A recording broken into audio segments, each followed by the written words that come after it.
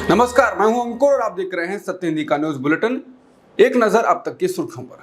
पश्चिम बंगाल की मुख्यमंत्री ममता बनर्जी ने बुधवार को दावा किया है कि राजद्रोह कानून के प्रावधानों को हटाने के नाम पर गृह मंत्रालय प्रस्तावित भारतीय न्याय संहिता में और भी गंभीर एवं मनमाने कदम उठाने जा रहा है।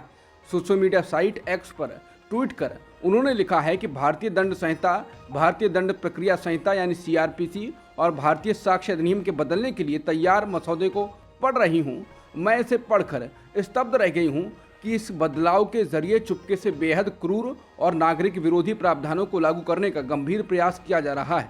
ममता बनर्जी ने केंद्र सरकार पर निशाना साधते हुए लिखा है कि पहले राजद्रोह कानून था, अब उन प्रावधानों को वापस लेने के नाम पर वे प्रस्तावित भारतीय न्याय संहिता में मनमाने उपाय पेश कर रहे हैं जो नागरिकों को बेहद गंभीर रूप से प्रभावित कर सकते हैं। बता दें, सरकार का इरादा IPC को भारतीय न्याय संहिता 2023, CRPC को भारतीय नागरिक सुरक्षा संहिता 2023 और साक्ष्य अधिनियम को भारतीय साक्ष्य विधेयक 2023 में बदलने का है। इसके लिए तीनों से जुड़ा विधेयक 11 अगस्त को लोकसभा में पेश किया गया था और इसके बाद इन्हें संसदीय स्थायी समिति के पास भेज दिया गया था।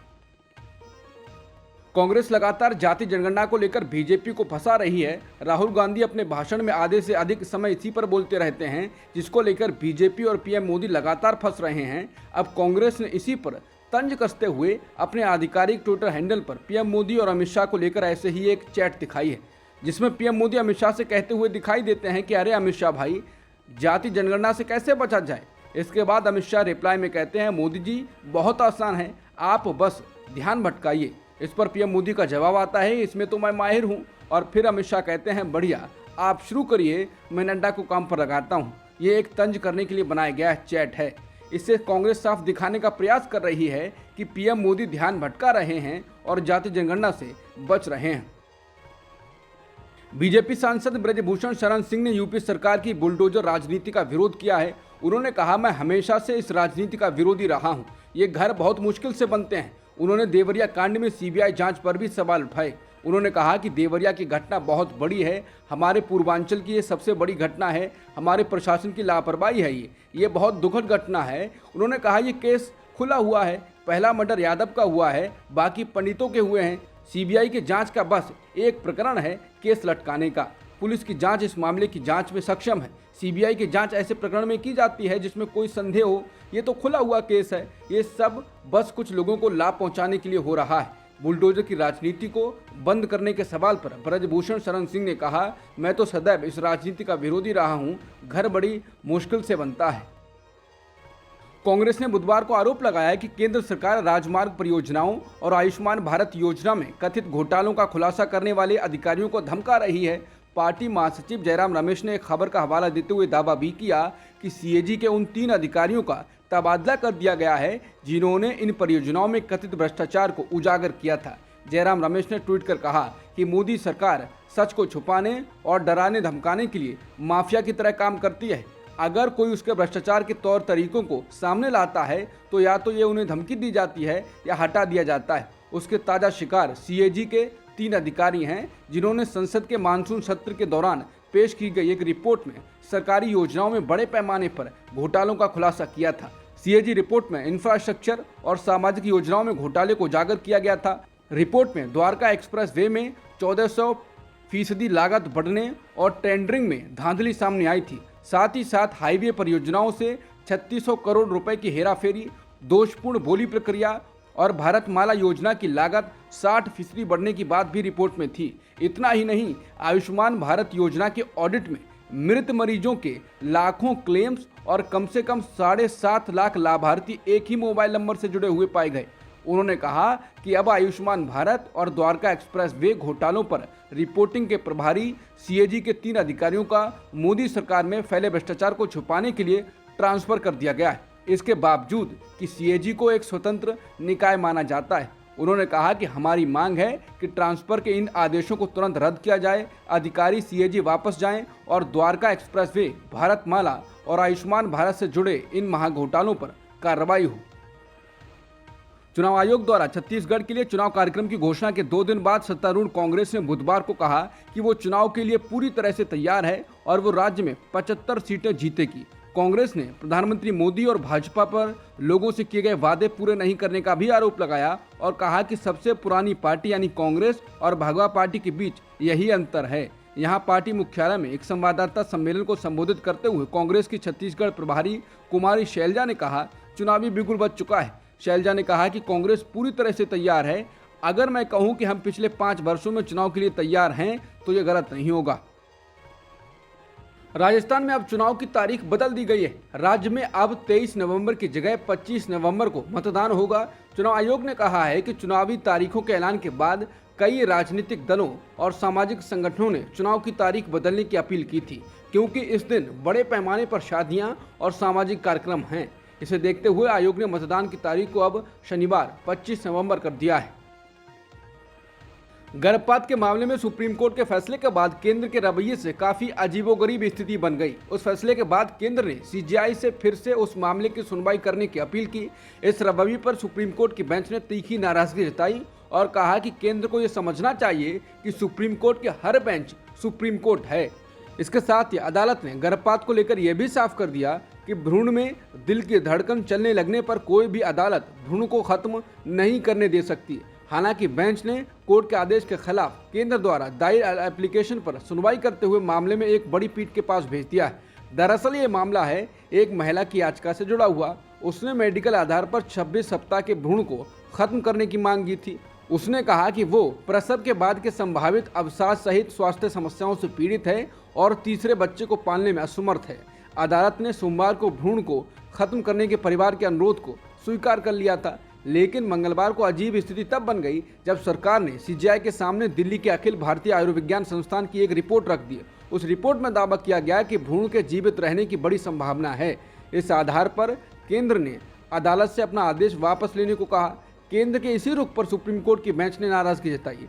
लाइव लॉ की रिपोर्ट के अनुसार जस्टिस बीवी नागरत्ना ने बुधवार को केंद्र की इसलिए फटकार लगाई कि जस्टिस हेमा कोहली और जस्टिस बीवी नागरत्ना की पीठ द्वारा पारित आदेश को वापस लेने के लिए भारत के मुख्य न्यायाधीश के समक्ष इसका मौखिक रूप से जिक्र किया गया।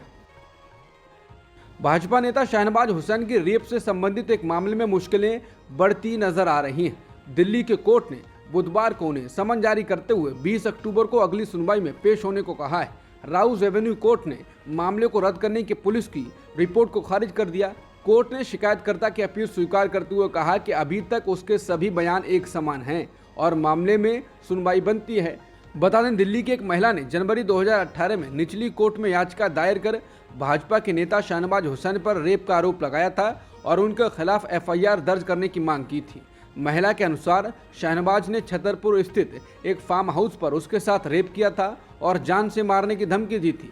पुलिस ने तब भी शाहनवाज का बचाव करते हुए अपनी रिपोर्ट में कहा था कि उनके खिलाफ मामला नहीं बनता है।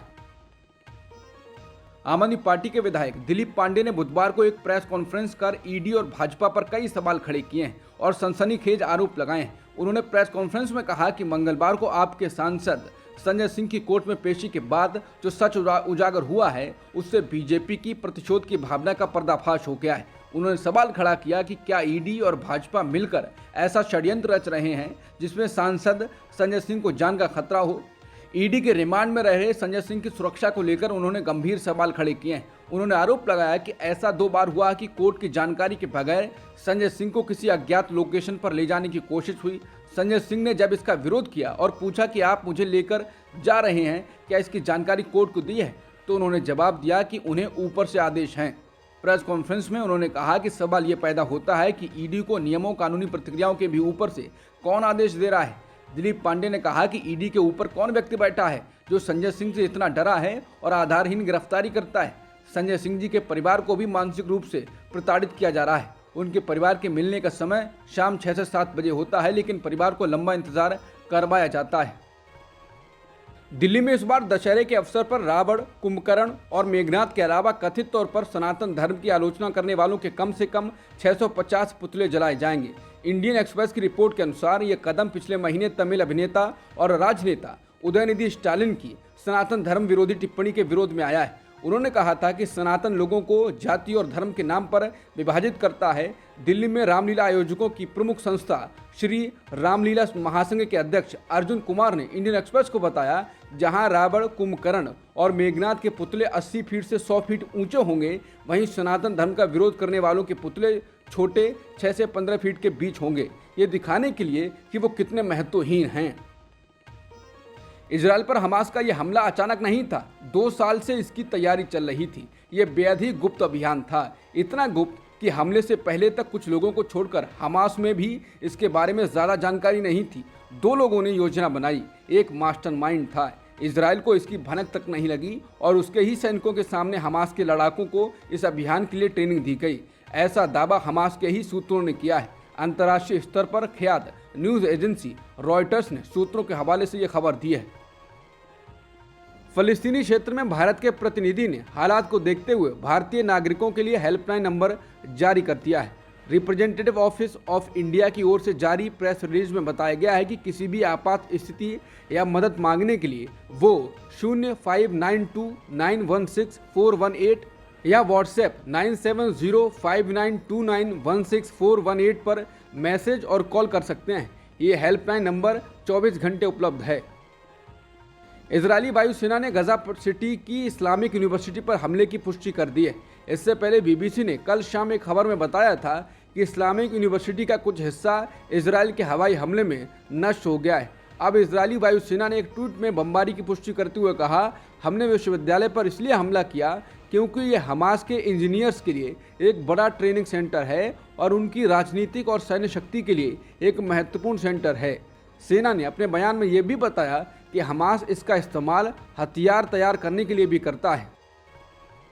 बीबीसी की रिपोर्ट के अनुसार फलस्तीनी स्वास्थ्य मंत्रालय ने बताया है कि गजा में जारी इसराइल के हमलों में मरने वालों की संख्या बढ़कर 1055 हो गई है। स्वास्थ्य मंत्रालय ने बताया है कि 1055 लोग मारे गए हैं और 5100 से ज़्यादा लोग घायल हुए हैं।